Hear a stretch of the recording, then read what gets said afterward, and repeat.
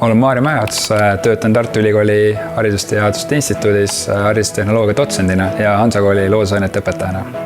Erasmus+ strateegilise koostöö projekt tähendab minu jaoks ennekõike koostööst probleemi lahendamist ja annab võimaluse seda teha koos välispartneritega, et leida veel rohkem uuemaid innovaatilisi lahendusi.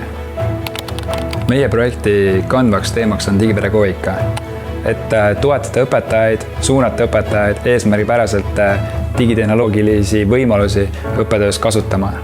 Sellise projekti idee oli mul juba enne, aga siis Archimedes pakkus võimalust osaleda kontaktseminaril. Ma panin oma mõtted kirja, esitasin selle projektina sinna seminarile ja siis ma osalesin seminaril ja lähtuvalt sellest seminari formaadist tekkisid sellised huvigrupid. Algselt oli, kui ma ei eksi, meil 8 potentsiaalset koostööpartnerit, aga lõpuks siis erinevate vestluste käigus me jäime alles 4. Saksamaa, Soome ja Island. Ja juhtpartner on siis Eesti, Tartu Ülikool. Koostööpartneritega ma võin seda niimoodi, et me hakkasime kokku kasvama sellel samal kontaktseminaril. Saime alguses sõbraks, tuttavaks, kõik oli hästi, siis me vaidlesime, oleks peaaegu laiali läinud ja siis me saime jälle kokku. Ja minu meelest see kontaktseminar aitas meil kasvada üheks.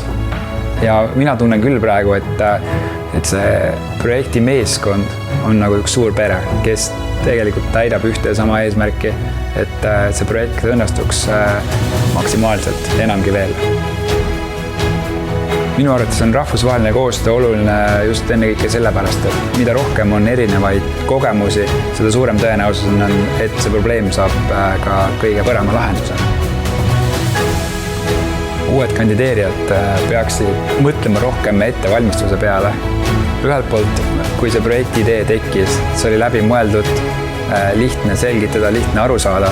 Ja siis, kui on see õige aeg, kui pead alles esitama Archimedesele oma taotluse, siis tegelikult on suur töö juba tehtud.